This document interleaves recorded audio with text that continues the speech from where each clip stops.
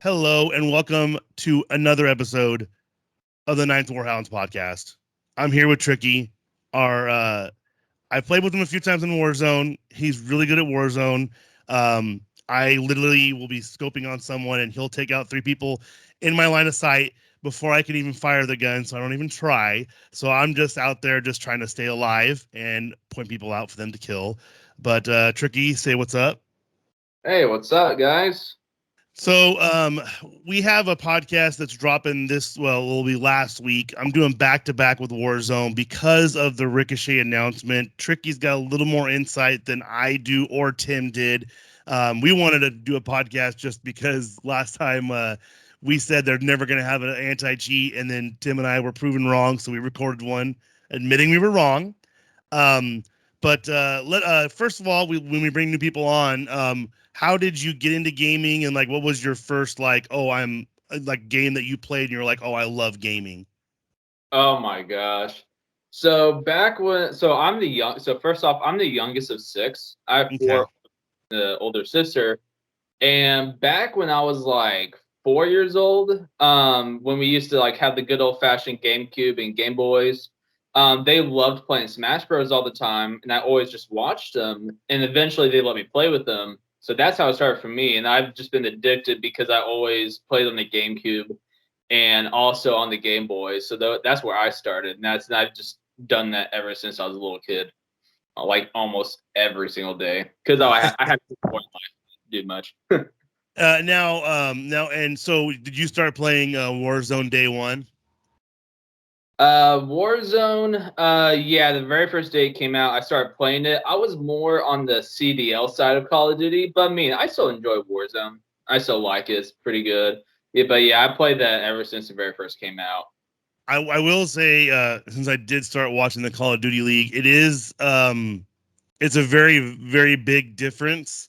That's why I've noticed a lot of the guys who are really good at Call of Duty League and also play Warzone, it's very few and far between on the quality.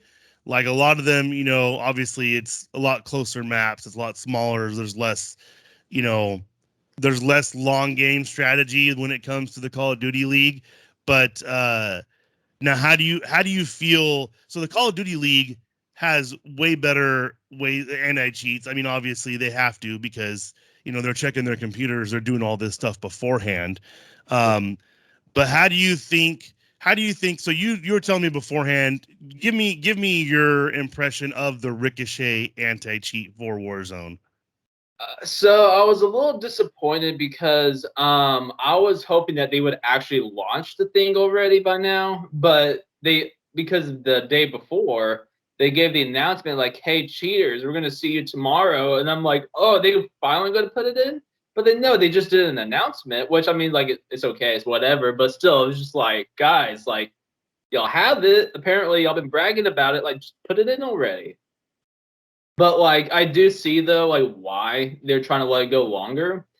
Because from what their main goal was they're trying to like try to fine tune it and polish it as best as they can.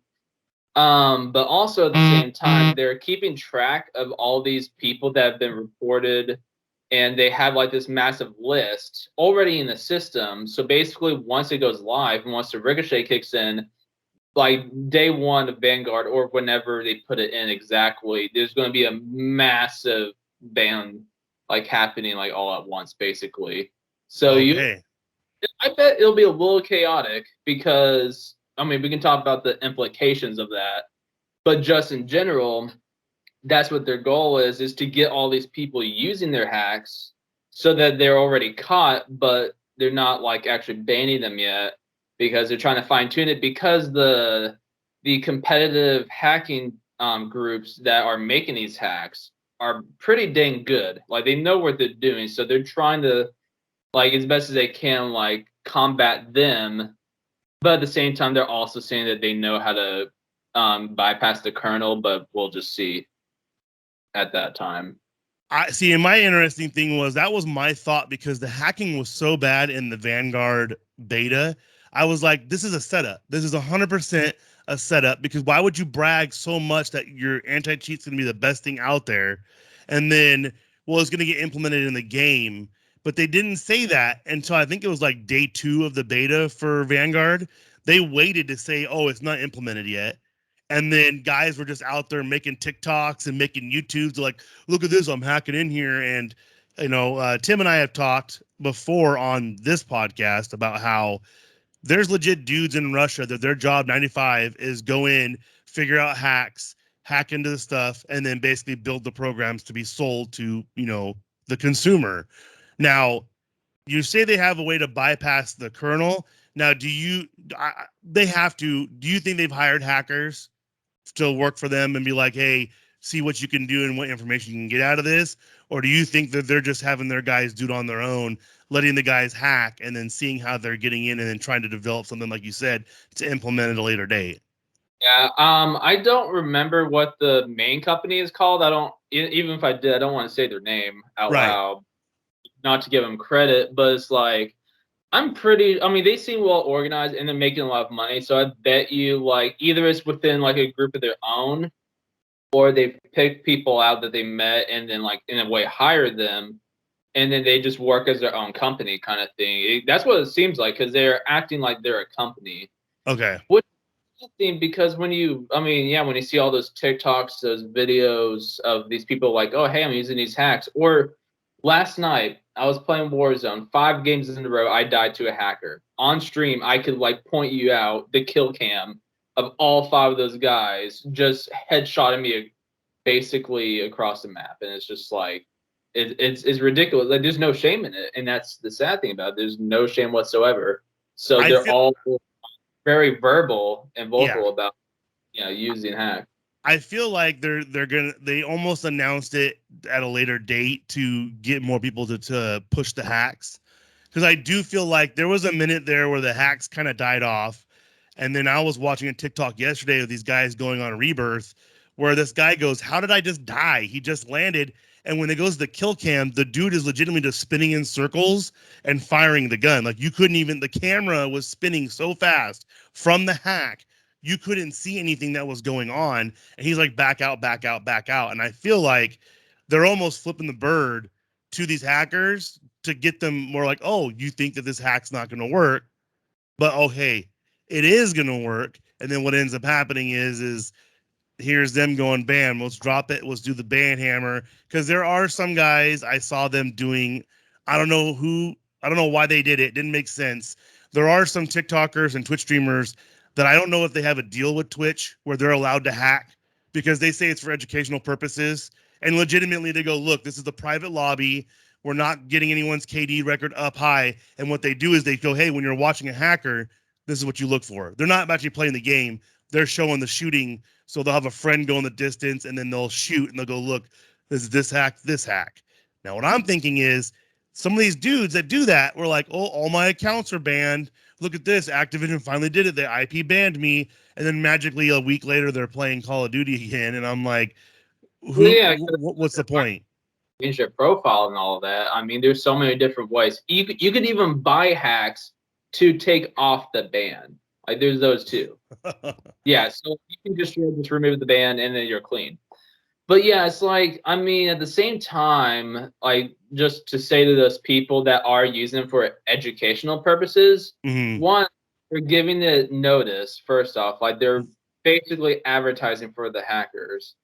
And two, it's like, you don't need it. I mean, like, you see it every game, basically. Like, I had 5 games in a row, not even an exaggeration. Like, I can't even play Verdansk. Rebirth, it's not as bad.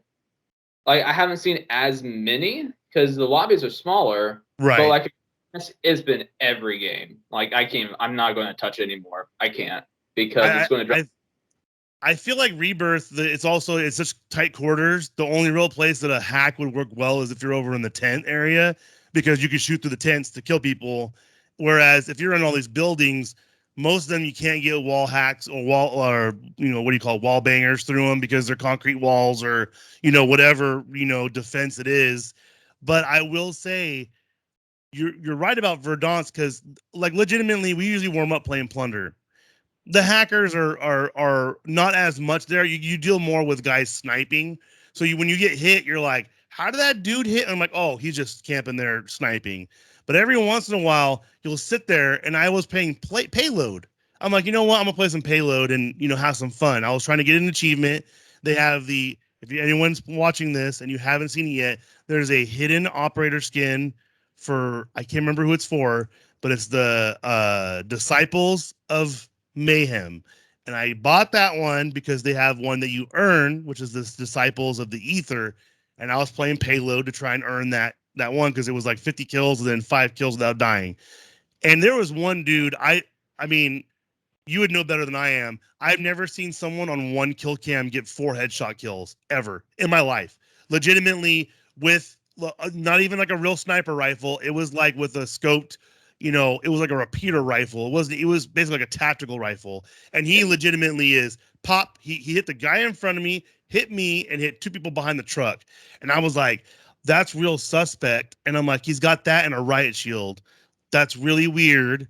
I'm like, okay. But the problem with Warzone is once they get rid of the hackers, then people are going to start complaining about campers. That's what it literally is. There's always going to be a complaint. But I will say, I do feel like they have taken a hit on people buying skins because lately I've noticed they brought back John McClane, they brought back Rambo. Why are you bringing back 2 ones that were like an exclusive for the beginning of the event? It doesn't make any sense to me. It almost feels like a lot of the top streamers have said stop buying stuff from Activision because until you stop doing that, they're not going to fix the hackers. So you would know more than me. You're actually saying you're not going to drop in Verdansk. Now, do you think that the release of the anti-cheat is going to coincide with the new map? Maybe that was like a whole goal, or do you think they're just going to be like, now's the time and let's engage it right now? They are doing it because it's more convenient, and also basically, I mean, it's going to be a whole new map and on a whole new engine, basically, because all of it's transitioning over to the Pacific. I think is what they were calling it, something like that. Mm-hmm. And yeah, because I mean, it's the same. Like when I played the beta, and also when I talked to some guys, it's basically the same engine. It's just an upgraded version of Modern Warfare. Okay. So it's basically the same engine, but they, in their eyes, well, 2 things. Like one of them is like, hey, like it's convenient. Like, hey, we're gonna drop it right as the new game comes out, and everything would be good and dandy. And the other reason, this is just what I've been told by some people. I don't know if it's actually true or not, but they said that basically it will give them time to make the list as big as they can, and letting these people. And that's the thing is like, I understand it to a point. Like they're letting all these people use these hacks so then they can mark them down for them when that day comes out. But at the same time, it's like if they already have it, I feel like they should have already put it out. That's just me personally, because it's like they expect us to have to basically suffer. It feels like suffering for like until November 5th, basically, or if it's like a day or 2 after. But still, it's just like, I mean, people are getting really frustrated. And even when the actual anti-cheat comes out, all these people get banned. Let's say there is 0 problems. Let's say there are 0 problems with the new game and the anti-cheat. It's like people are still going to have a bad view of Call of Duty as a whole. Right. Because ever since I would say like the beginning of summer, that's when it really skyrocketed with these hackers. And it's like we've had to put up with this for months of them hardly saying anything, and it's just like I mean they don't really have the best rep anyways with how they've been making some of these past few games. I mean that's another subject, but it's just like, yeah, I mean, well, it's just we'll have to see. We'll have to see. I mean, the big thing for me was I stopped playing last season when we were warming up in Plunder, and my buddy goes, "Did you just get killed?" And I'm like, "Yeah, I don't." And I look at the kill cam, and the dude's underneath the hangar, and I'm like, what's going on?" And I looked at my buddy goes, "Dude, I just got killed in one of the bunkers underground." And I was like, "What do you mean?" He goes, "Dude, you could see the entire map from below the ground." And I was like, "You got to be kidding me." So I'm like, I'm going to test this theory out. And, I get like when, you get team wiped on Plunder and they drop you in a hot area because that's what it's about. It's about, especially on Blood Money, You kill people, you get money. But I feel like they kind of screwed themselves because I would get dropped in sometimes and I'm getting sniped from airport that was way too far of a snipe. Even if someone was trying, I was moving, I'm dropping, and this dude's nailing me out of the air. I'm not great with a sniper, and I've seen you be great with a sniper and still, you miss here and there. When I hear literally my team just bam, bam, bam, bam, I'm like, oh no. So we took a break. We started playing PGA 2K21. I hopped into Fortnite. Fortnite skill-based matchmaking is pretty good. Same thing with Apex. They have that skill-based matchmaking. I do think it's dirty because when I've been playing trios before on Fortnite, they'll ask you to be the leader of the group if it's your friends if you have a lower level because then you get in the easier lobbies. Whereas I feel like Warzone does have that kind of down of it is what it is. I know they have the website that tells you what level you're in, how some guys have been kind of suspicious. Some of the pro guys are dropping in these lobbies that are like lower level. But so. Yeah, and so, but my hope is that Ricochet goes off. I hope they're playing stupid.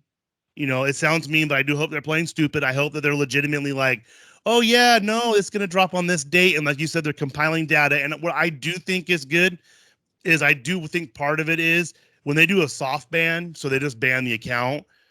I think they do keep track of those IP addresses. So that way they can keep track and say, look, this IP address keeps creating accounts. Let's ban it. But I think they could also, because some people are stupid, some people are pretty ballsy, and they'll create the same name. So you're tricky. Well, then all of a sudden it's like tricky 2.0. And they're like, well, this dude's using a different number, different IPN. Obviously, I don't know how they're going to fix people with VPNs because, at my work, we use VPNs to protect your internet. But like people know that's also what people use to watch Netflix in Europe or get different types of shows different ways. They use a VPN. So how are they going to stop that? But I'm very positive for them because they did take a stand, and I just hope this isn't a ploy to be like Battlefield, is coming out. Let's put all the attention on us and the release. I have a strong feeling they're going to release it right before Battlefield drops, so that everyone hops in and is like, "Hey, how does this anti-cheat work?"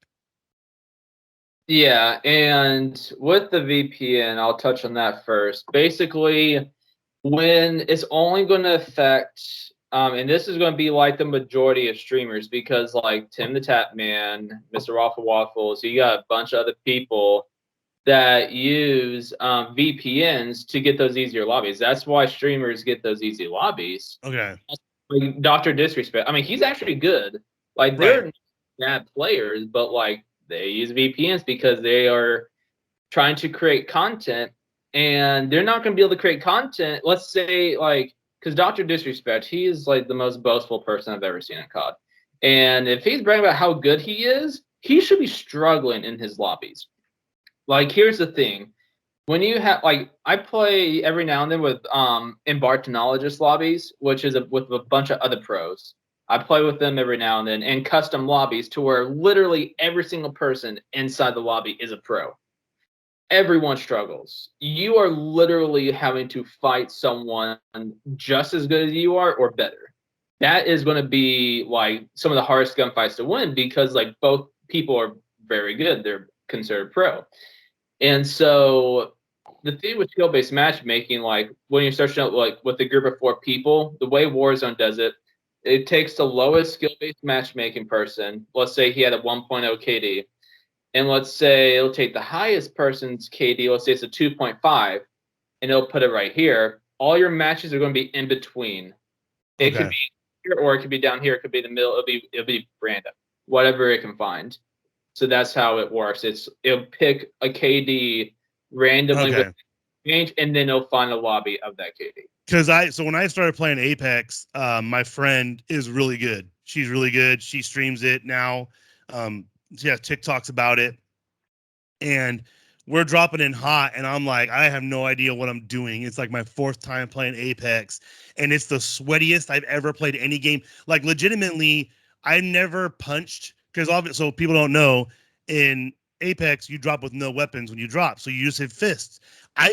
My first game playing with her, I had like 3 kills with fists. I couldn't find any guns, and it's hard because on a lot of these games, if you're I would prefer playing Warzone like that, just because every once in a while you do want to push yourself and you realize, hey, it's a little bit sweatier and you are getting those kills. It's going to boost your confidence. It's going to have you use your guns a little bit better.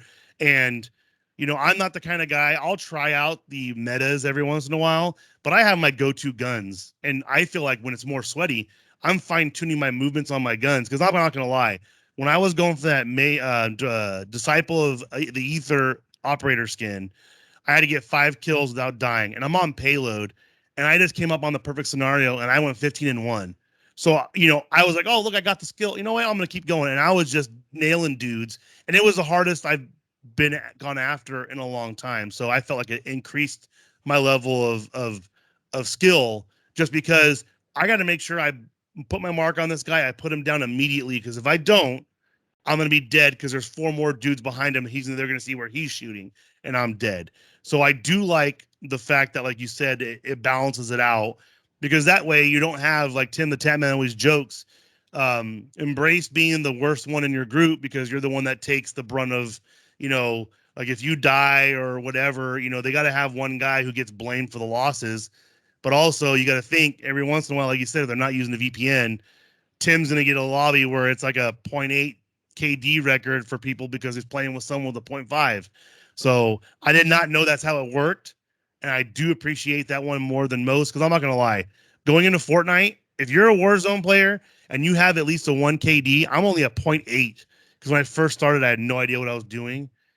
I went into Fortnite and I'm getting 8-9 kill games just because I'm playing the strategy of Warzone in Fortnite, and I'm not about building, so that does suck. But my KD was at like 2.75 when I started Fortnite, and I had no idea what I was doing. It was just, I felt like it translated well, and it taught me. So now I know how to play a game. I'm not sitting here wondering how I'm going to play the game. I'm like, I'm going to play it like I play Warzone. Apex is different.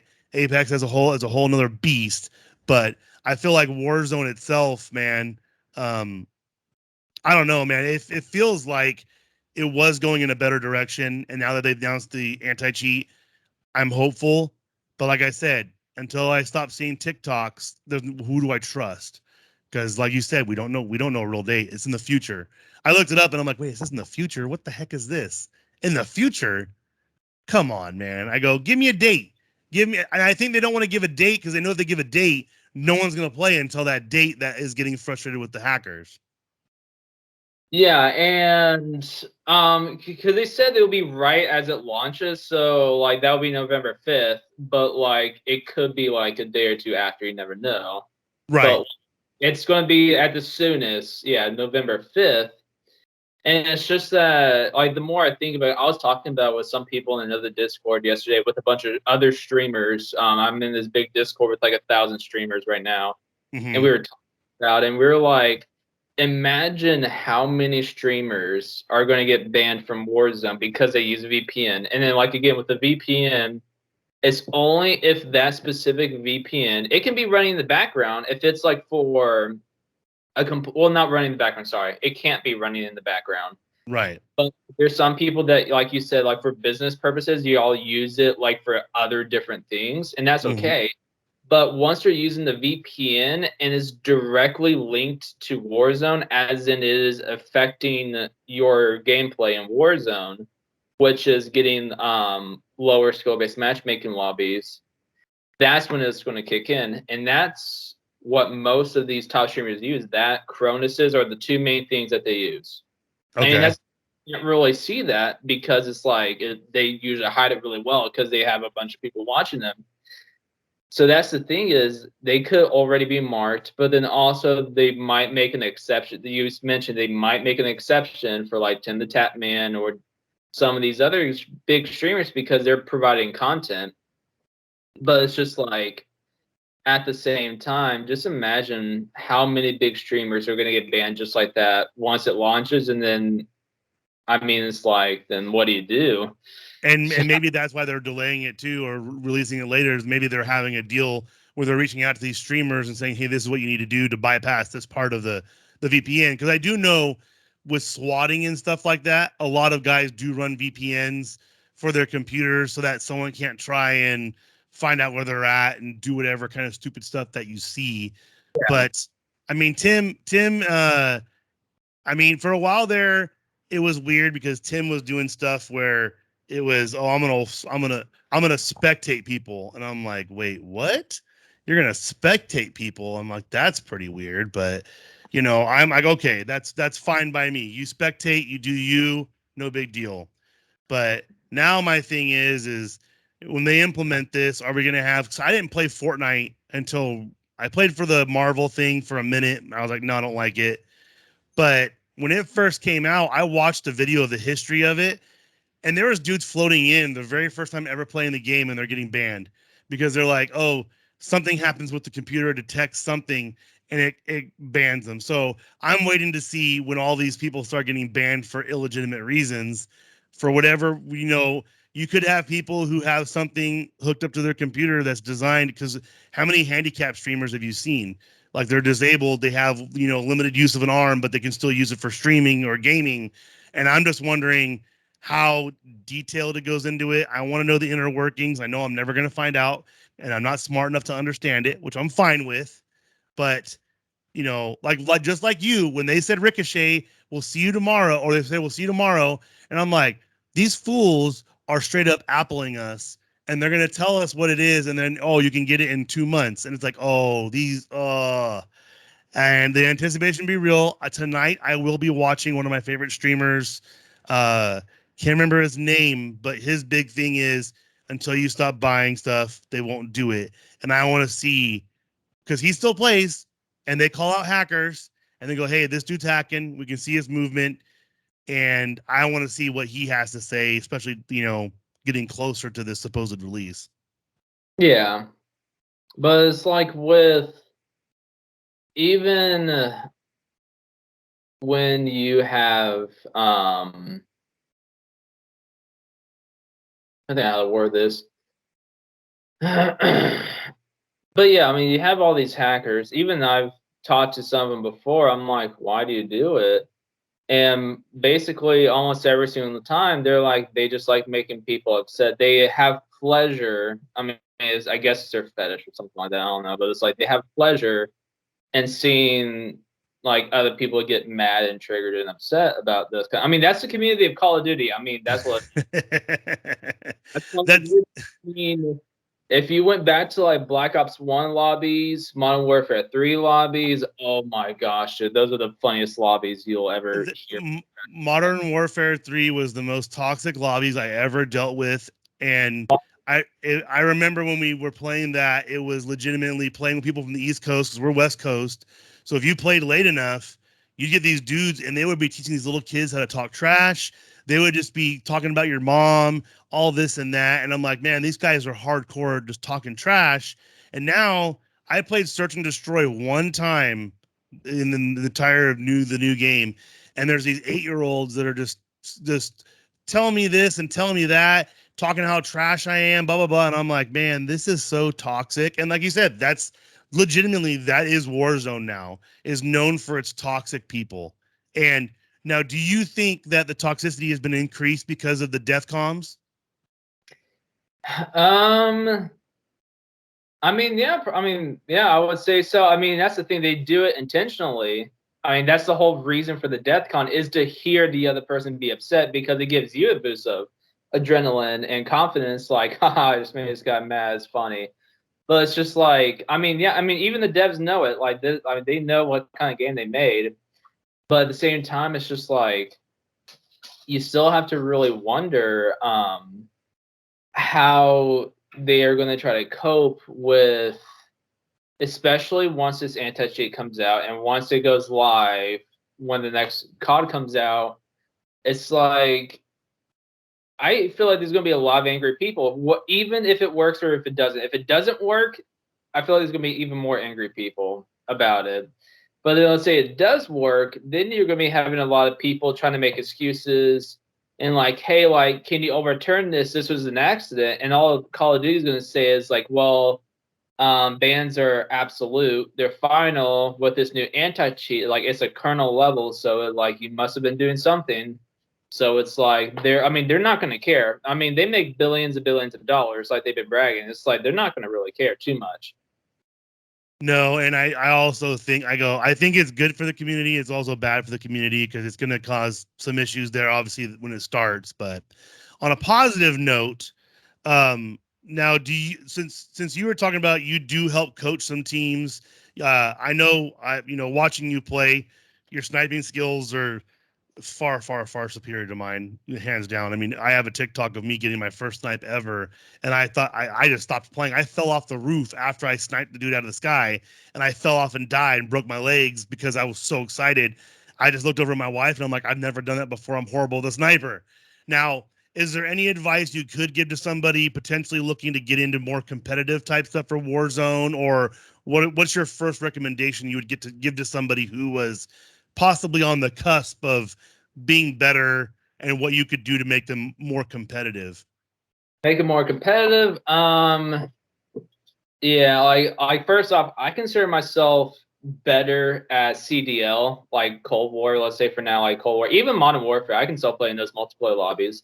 Mm-hmm. But like with Warzone, I wouldn't necessarily consider myself like at a pro level because even though I'm in lobbies with other pros, I struggle even sniping them. I can still snipe them, but like it takes a lot more focus because movement is on point with everyone. Like it's hard to Right. snipe someone. But yeah, so with let's say with Warzone, like advice I can give if someone's like right on the edge, honestly, and then again, I can go back to saying this with Call of Duty, the environment that it has become. Well, not become how it's always been since like Call of Duty 4, like back in the old days. You have to have an aggressive play style and an aggressive nature, and this is what I say about that. Um, so if I'm talking about CDL, because it will still apply, the very first thing I tell people, you can look, excuse me, in the Cold War chat, you can see some of the stuff I've been saying recently to some of the guys. Excuse me, burping with this Dr. Pepper. No, but I tell them like, okay, so focus on the OBJ. And when I say this, like you keep pushing, you're pushing, you're pushing, you're fighting, you're dog fighting for that OBJ. Let's say hard point.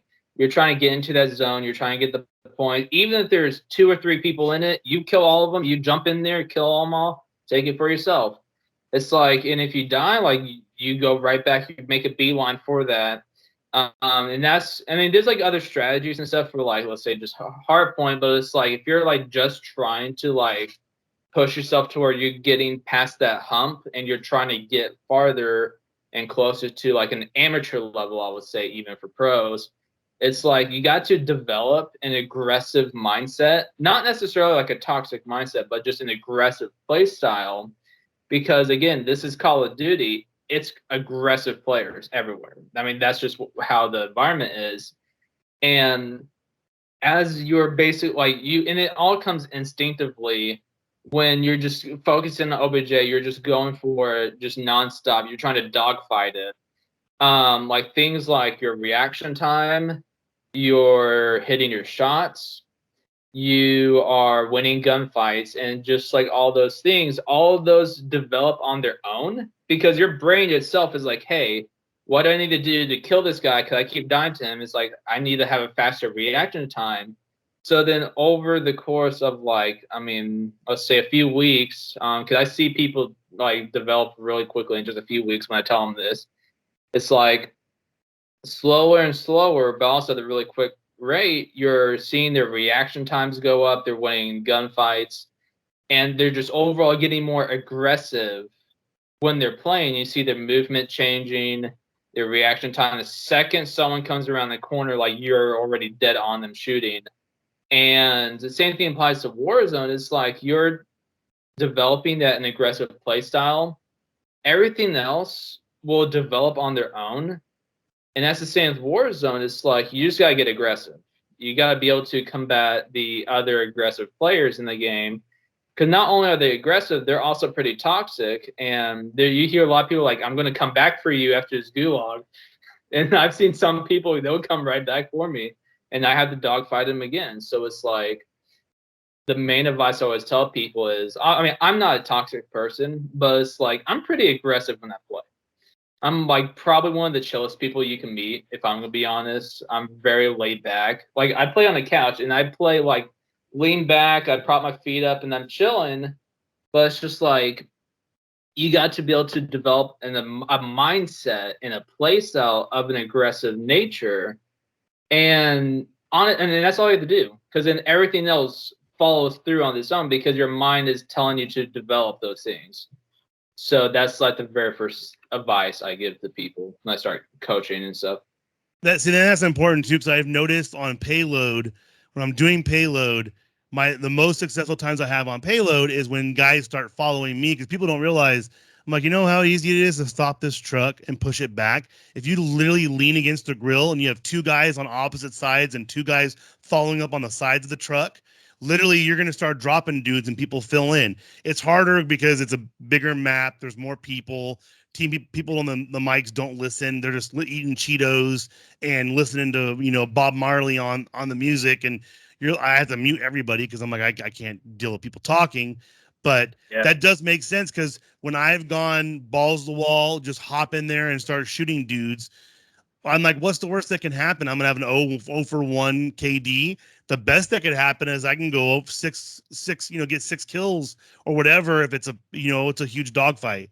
So I am pushing more. I have started doing more of that, especially because Fortnite has where as soon as I hear someone shooting, I'm running towards the sounds of the shot, because Warzone, I feel like you don't get third partied as much.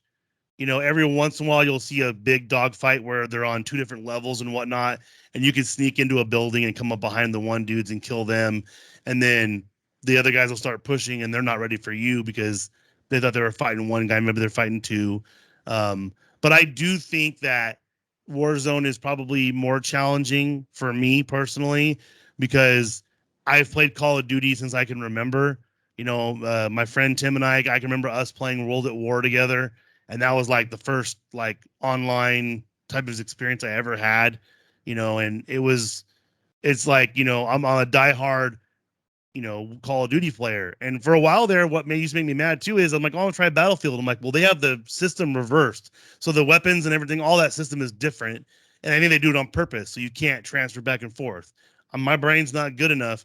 I played Fortnite for a month straight. I come back to Call of Duty. I'm dropping out of the shooting, jumping out of the plane hella quick, because I don't freaking remember how to jump out of the plane. It's been so long. So when they changed the weaponry and they changed the way you fire and things like that, obviously Battlefield's kind of come to the more, similar type setup. So I'm fine with it. But now our Warzone group is usually fairly active. I had Mike on with one of the first podcasts. He's the division leader for the Call of Duty division. Now with the Call of Duty League, I'll end with this. So Call of Duty League, people don't know, they have professional teams. They're all over the place. Post Malone is part owner of the Dallas Empire, which I thought that was pretty cool.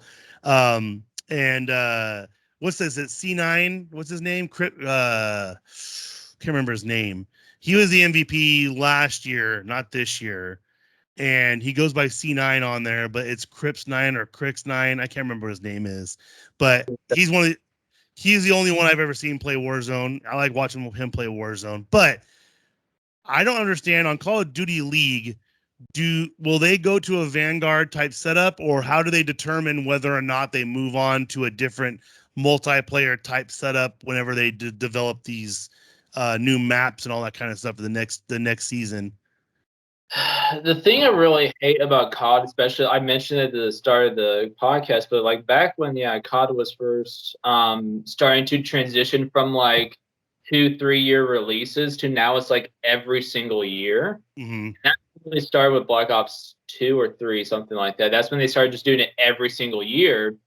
They're giving themselves less production time, development time, and especially with Cold War, not a lot of people are happy with it. I mean, I personally like it, but like it definitely feels lackluster. And you can definitely tell that they didn't, at the very start when the game first came out, they did not have enough development time. And it took them a lot of updates in order to get it to where it's fine now. And then with Call of Duty League, it's kind of sad, in my personal opinion, that we don't get like 2 years for each COD. I mean, I think that would be best. But it's like you're playing the game very first comes out, there's hype before, and then you get to the game, and then CDL starts usually like December or January, and then you only get to play it until like the very end of spring, and then it's done. The game's done. Like there's no more CDL. It's like, oh hey, well now we're gonna start hype for the next COD, Right. or we're gonna go back to Warzone. I mean, I went back to Warzone because I'm like, well, it means it's no point playing Cold War now. I was in like before I took a break from Cold War, I was in the top several thousand players in the world, Mm-hmm. and now I'm like 174,000 or something like that. That's about where I am roughly. But it's just like it's kind of sad because like, well, I put a lot of this time and effort into Cold War to where I've basically put myself at the very peak I could possibly be in that game. I can still play just as well, mostly. But then it's like then CDL finishes and like, oh hey, we have a new game, Call of Duty Vanguard. Like everyone, we're gonna be hype about it. But it's just like, I mean, the CODs go by too quickly, in my opinion. And I feel like it hurts it because they're not only not giving themselves enough development time, but it's more of Activision since they're like the overruler of all these devs teams and all that. They're money hungry. I mean, you see it everywhere. They are so money hungry, and I say it as nicely as I can to a development team or organization, but it's just like they don't give their guys enough time. They have billions of dollars. What more? Like, do you need more than that?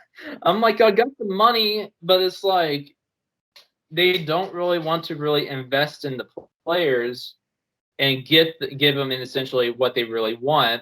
And then that's a massive list of like about what people want from a COD. For me, it's like I just want them just to make a game to where it's fun, like back in like the old Modern Warfare days, Black Ops 1. Those are near the perfect games. Near perfect, I would say, in my opinion, because they had enough development time to make proper games. I And think you also run into the problem where if you have one company basically is constantly taking care of and updating Warzone, and then the big thing for them, what they would do is usually it was every 2 years when it first started, and it would switch developers. So technically, people don't realize if you're yeah, releasing a game every year, it's going to a different developer. So that means the developer has about 2 years to create the game for release. And really enough time, honestly. no. And it's also like me and Tim always talk about on our other podcasts we have.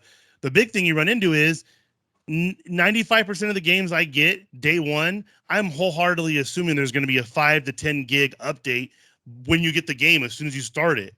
Because it's not like, well, that's when you get the physical copy. When you get the Yeah, digital copy, it's ready to go. But the physical copy, because I just pre-downloaded the Guardians of the Galaxy game that's coming out, and it's going to be, you know, ready to go.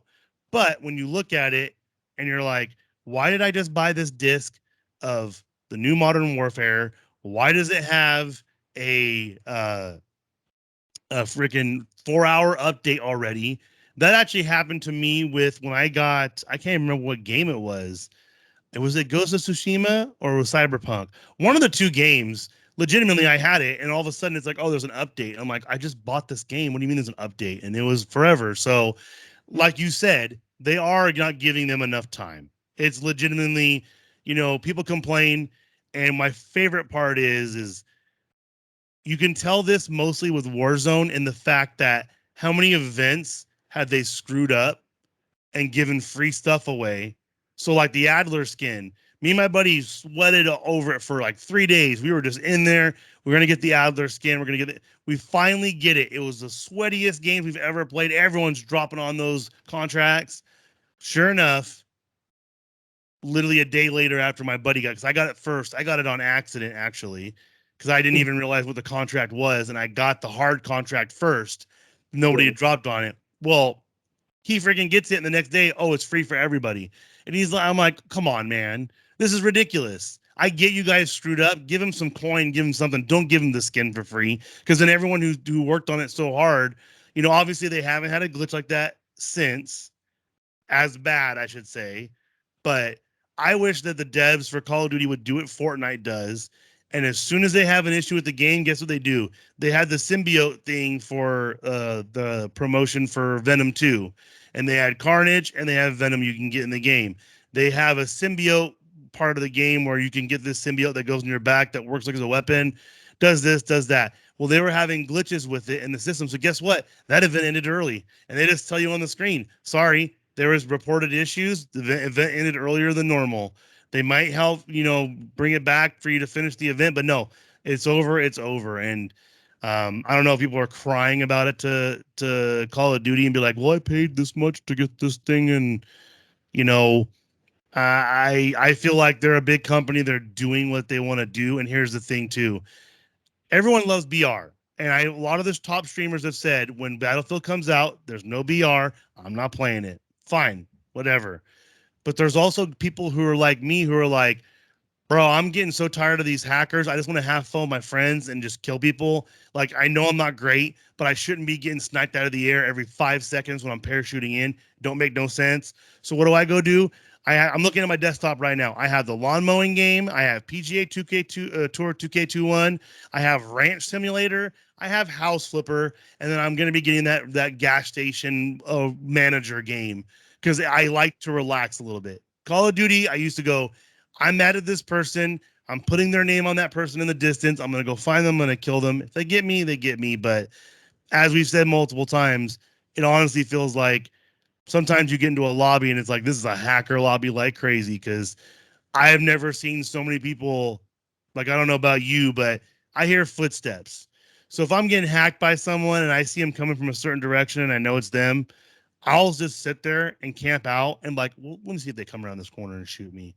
I'm ghosted. They shouldn't be able to get me. What's the first thing they do? They start shooting through the wall. And I'm like, bro, it doesn't matter if you report them, because like you said, they're keeping track. But I reported probably 5 hackers in the past 3 months, and I've never gotten the notification that someone got banned for it, ever. And there was one lobby where the dude was hacking in a half. He had like 40 something kills on plunder. Like, it was insane. And I'm like, even if you're in Storage Town, you get third partied so much. There was no obviously third partiness going on with this. He was just hacking and doing stuff. So fingers crossed it gets fixed. Fingers crossed. Yeah, and that's the thing is like all we can do is hope.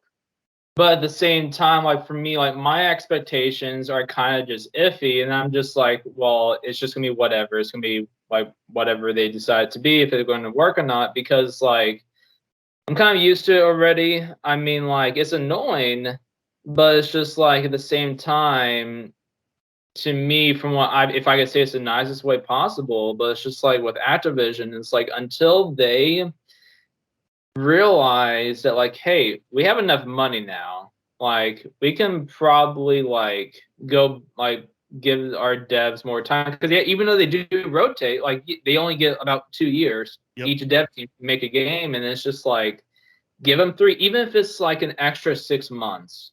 If they give them just a little bit longer time, I mean, like you wouldn't be having like those massive updates like at the very start of the game for a disc. And with and even just like with the mindset that they have about all these hackers, and it doesn't seem like they're doing anything. That's the thing, is like I don't even know if they are actually keeping track. That's just what I've been told. That's what they're saying is what they're trying to do, but it's just like it won't mean anything if it doesn't work. And then there's still hackers, and it's just like, then it's like, well, what else do I do? I mean, because I've been seeing it in a bunch of other games like Splitgate. Like they, even though they had that really good anti-cheat, it already got bypassed. Yep. Fortnite, I haven't seen as many, but like I see a bunch of other games like Rainbow Six Siege, or some of these others I was thinking of. CS:GO had a big problem with it. Yeah. Yeah, it'll still. I mean, hacking would still be a problem, but it's just said, just like in this world, like just on as a whole in this world, it's just like everywhere now. It's a normal thing to see. Like I'm not surprised when I see it anywhere. Even like on TikToks, I'll see a bunch of other games, and it's just like, well, it's kind of sad that this is how gaming turned out to be when it comes to specifically like multiplayer as a whole, playing with other online. It's just like either you're going to get people that are really good or people that aren't really good. You're going to get like a 6-year-old little boy playing against you, talking trash about your mom, or you're going to get someone that's hacking. And it's just like, I mean, that's just kind of now. I think the big problem is when this drops, we're either going to see huge results, or there's going to be the most hackers the game has had in a long time, because there's going to be guys trying to prove a point. But for me, I think the biggest detriment is the fact that most of these games coming out now are not even creating campaigns. They're just doing straight up BRs because they know that's what people want to play. So you better have the best anti-cheat available, because if all you're doing is BR and you don't have an anti-cheat, guess what? Your game's dead in months. Your game is going to be dead in months, because when your game's brand new, people put up with stuff like when Warzone first came out and had glitches. You could blame it on a glitch. You can blame it on this. You can blame it on that. Now that everyone's so hyper focused on hackers and they're like, does your game have anti-cheats? I don't see how you can get around making it a game that doesn't have a single player mode and not have an anti-cheat in place. There's nothing. There's no excuse. No one's developing a storyline. You're taking people from other studios who are known for developing. The mechanics are basically all the same. It's the level building and character building that's a little bit different. So if you have the guy that's in there to able to build the game up to a certain platform, you need to make sure that you have that anti-cheat in there, because I don't think your game will last very long if you don't. No, yeah, and it's just like, and again, it's just sad that's how it kind of turned out now, to where it's like, yeah, any new game that comes out, or even some older games, like let's say just a really super, popular game, it's like, well, how quickly are hackers going to like start coming and pouring into this game and start just ruining it for everyone? And then it's like, for these hackers, it's like, again, when you talk to some of these people, like, dude, why are you doing this? Like, there's literally no point. And they're like, oh, it's just fun. It's like, you can't beat them, join them. I mean, yep. I hate the cliche thing to hear, but it's like, can't beat them, join them. And it's like, it's also kind of funny, like, hearing these people get really triggered and upset about it. And I'm just like, do you really hide behind like your TV screen or a computer screen like that much, to where you think you can have pleasure in seeing? It's not much of a demise, honestly. I just use that word, but it's like seeing the demise of others. It's just like, have a little bit of decency at least. But it's just like, that's why I kind of prefer, like, I like CDL more than Warzone even now. I mean, I've been playing Warzone mostly. That's just because I'm just waiting for Vanguard to come out. And it's just that with CDL, I mean, I'm not worried about hackers. Like, every now and then I'll come across a hacker, but it's like once every like 15, 20 games I play just in regular multiplayer. But if I'm just regularly just chilling and playing, I won't see some. And even at the worst, they probably just have walls, and that's all they have. It's like, it's just like obviously they go to whatever is either new coming out or just popular, like Warzone. And it's just like, I'm kind of glad I'm in CDL, because I'm like, well, I'm either just playing against other guys in the custom lobby. No one's cheating my base most of the time. And so it's just like, I don't have to worry too much about that. And I can actually focus on like, okay, it's my skill against this person's skill, and it's genuine. And then that's what I really enjoy about multiplayer. I don't like playing campaigns myself. I like playing some, but it's just like, for me, I enjoy having that friendly competition. I mean, like, just competing like sports or even esports, like, it's healthy. I mean, like, it helps you grow in life, and it helps you learn a lot of things by just simply competing for fun against other people. And yeah, overall, it's fun. But yeah, it's like, then the whole subject today was about hacking, and it's just like, once you put that into the picture, then it's just like, well, it just ruins the fun for everyone, and then no one can really get anything good out of it. Right. Well, I'm very hopeful that this is going to change. When it does come out, I'll bring you back on the podcast. We can discuss the results, because I guarantee within 24 hours, we're going to know the effectiveness of it, because it'll be on YouTube videos. It's going to be all over the place.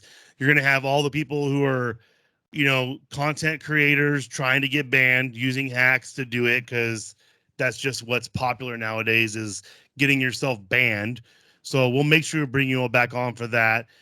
We do have the website getting rebuilt right now. I'll put a link for the website. I'll put a link for the Discord back in here. Tricky is in there, so if you have any questions for him, look for him in the main clan chat. It's also in the we have all the subgroups in there, so look for him in the Warzone. And I think they just have it under Call of Duty. No, they have it under Cold War. They're separated. So whichever you want in there, if you at Tricky, it's gonna pop up with him. He's the only Tricky in the group, so you're gonna find him. Thank you for coming on and giving me the knowledge that I didn't have about this, because it does make me feel slightly better about Ricochet. But I mean, again, we'll just have to see. we'll have to see. Yeah, and that's all you can do. You can't predict, because, like you said, we don't know what's going on behind the scenes, and everyone makes fun of him. And there's a guy who actually got a cease and desist on TikTok for talking trash about Activision, and he keeps making TikToks talking trash about Activision. So, yeah, we're gonna see what really happens. Hopefully by the end of this month. But we don't know. So, thanks again for Tricky coming on. You find me on the Discord as FOMOcast Chris. Do you have any other socials that you want to throw out? I have my YouTube and my TikTok. I can link those to you if you wanted to put it onto the podcast afterwards. Send me the links. I'll put them in our bio right there in the podcast, and then look for us on the YouTube channel. Search 9th War Hounds, and you will find these live videos where you can see my pretty face wearing my Dodger hat. Go Dodgers! So for FOMOcast Chris and the 9th War Hounds, we'll see you guys next time. All right.